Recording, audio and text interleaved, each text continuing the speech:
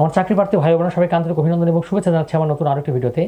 আজ আমি ব্যাংকের চয়েস লিস্ট নিয়ে আলোচনা করব। অনেকে আমাকে বলেছেন যে স্যার ব্যাংকের চয়েস লিস্ট আমরা কীভাবে দেবো বুঝতেছি না, তো সেই সম্পর্কে আমি আলোচনা করব। আমি কয়েকটি ব্যাংকের চয়েস লিস্ট আমার মোবাইলে রেখেছি আর কি, এগুলোই আমি আপনাদের সঙ্গে শেয়ার করব। কারণ ব্যাংকে চাকরি পাওয়ার পরে মানে যখন আপনি টিকবেন বা ব্যাংকে আপনি যখন কোয়ালিফাই করবেন, এই চয়েস লিস্টটা কিন্তু খুবই গুরুত্বপূর্ণ। কাজেই এটি যখন আপনি প্রথমেই দিবেন, এইটাই কিন্তু আপনার ফাইনাল চয়েস লিস্ট হিসেবে গণ্য হবে।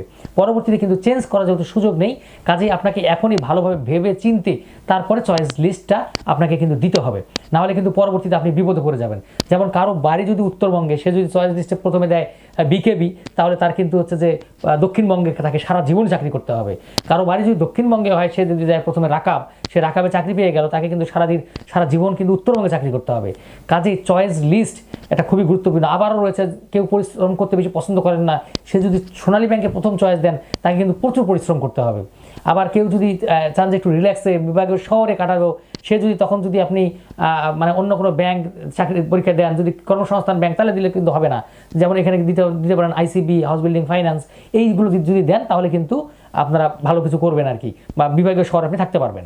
তো আমি একটু দেখি যে আপনাদের সঙ্গে শেয়ার করব আমার চয়েস লিস্টটা।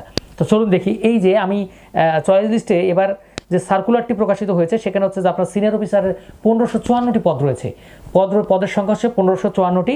তার মধ্যে বাংলাদেশ কৃষি ব্যাংকে পদের সংখ্যা 242টি, রাজশাহী কৃষি উন্নয়ন ব্যাংকে 190টি, প্রবাসী কল্যাণ ব্যাংকে রয়েছে 60টি, অগ্রণী ব্যাংকে রয়েছে 400টি, সোনালী ব্যাংকে রয়েছে 422টি পদ, এবং হচ্ছে বাংলাদেশ ডেভেলপমেন্ট ব্যাংকে রয়েছে 26টি, বেসিক ব্যাংকে রয়েছে 20টি পদ, কর্মসংস্থান ব্যাংকে রয়েছে 24টি, আনসার বিডিবি উন্নয়ন ব্যাংকে হচ্ছে 189টি পদ রয়েছে।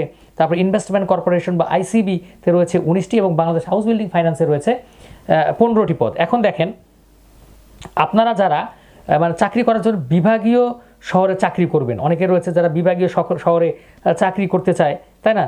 মানে ব্যাংকার হতে চায়, বিভাগীয় যারা মানে চাকরি প্রস্তুতির মানে উত্তরবঙ্গে বিভাগীয় শহরে ছাড়া চাকরি করবেন না, যারা প্রথমেই দেখি যারা বিভাগীয় শহর ছাড়া চাকরি করবেন না, এইটি চয়েস লিস্টটা কীভাবে দিবেন? যেমন আইসিবিকে আপনার প্রথমে রাখতে পারেন। তারপর হচ্ছে হাউস বিল্ডিং ফাইন্যান্স রয়েছে, বিডিবিএল রয়েছে, ঠিক আছে, হাউস বিল্ডিং ফাইন্যান্স, বিডিবিএল, তারপর হচ্ছে আনসার বিডিবি উন্নয়ন ব্যাংক, প্রবাসী কল্যাণ ব্যাংক, কর্মসংস্থান ব্যাংক, তারপর হচ্ছে অগ্রণী ব্যাংক, রাকাব, বেসিক ব্যাংক, তারপর সোনালী ব্যাংক, তারপর হচ্ছে বিকেবিকে দিতে পারেন। যারা হচ্ছে বিভাগীয় শহরের আশেপাশে, বিভাগীয় শহর বা জেলা শহরে থাকার খুবই চিন্তা ভাবনা, তারা এইটাকে আগে আপনারা অবশ্যই দিবেন। তারপর হচ্ছে যারা হচ্ছে যে ব্যাংকের চাকরি করতে পছন্দ করেন না, তারা সোনালী ব্যাংকে কখনোই প্রথমে রাখবেন না। কিন্তু যারা ব্যাংকের চাকরি পছন্দ করেন না, তারা সোনালী ব্যাংকে প্রথম না দিয়ে এটা পরে দিবেন। মানে সোনালী ব্যাংকে কিন্তু প্রচুর কাজের প্রেশার, কিন্তু সোনালী ব্যাংকে প্রচুর কাজের যে প্রেশার। তারপর হচ্ছে নারীরা, যারা মেয়েরা রয়েছেন, তারা সেভাবে এই যেটা পছন্দ দিতে পারে সেটা আমি একটু বলতেছি। যেমন আইসিবি দিতে পারেন আপনারা প্রথমে, Bangladesh house building finance, BDBL, প্রবাসী কল্যাণ ব্যাংক, কর্মসংস্থান ব্যাংক, আনসার, তারপর হচ্ছে বেসিক ব্যাংক, তারপর সোনালী ব্যাংক, অগ্রণী ব্যাংক, বিকেবি, তারপর হচ্ছে রাকাব, এটাকে আপনারা রাখতে পারেন।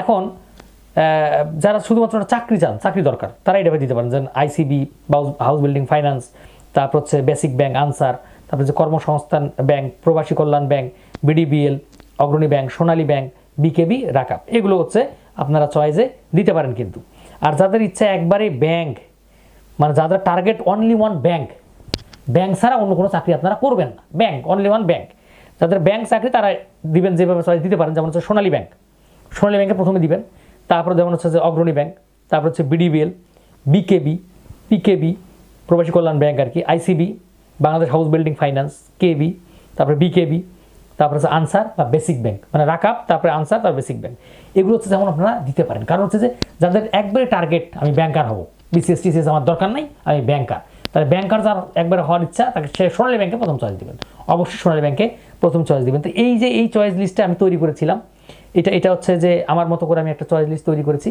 এখন আপনারা কিন্তু এই চয়েস লিস্টটা ফলো করতে পারেন, কিংবা আপনাদের মতো করে আরও অনেক সিনিয়র যারা রয়েছে তাদেরকে দেখে কিন্তু আপনারা এই চয়েস লিস্টগুলো তাদের সঙ্গে শেয়ার করে অবশ্যই চয়েস লিস্টটা দিবেন।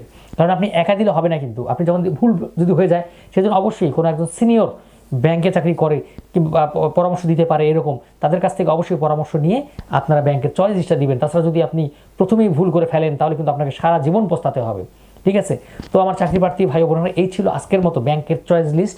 এই চয়েস লিস্ট নিয়ে আলোচনা করলাম। চয়েস লিস্ট দেওয়ার সময় অবশ্যই সতর্কতার সহিত আপনারা চয়েস লিস্ট দিবেন, যেন পরবর্তীতে কোনো হ্যাসেলে পড়তে আপনাদের না হয়। তো আমার চাকরি প্রার্থী ভাই বোনেরা, আমার ভিডিওটি যদি ভালো লেগে থাকে অবশ্যই আমার চ্যানেলটি সাবস্ক্রাইব করে লাইক শেয়ার কমেন্ট দিয়ে পাশেই থাকবেন। ধন্যবাদ আপনাদের সবাইকে।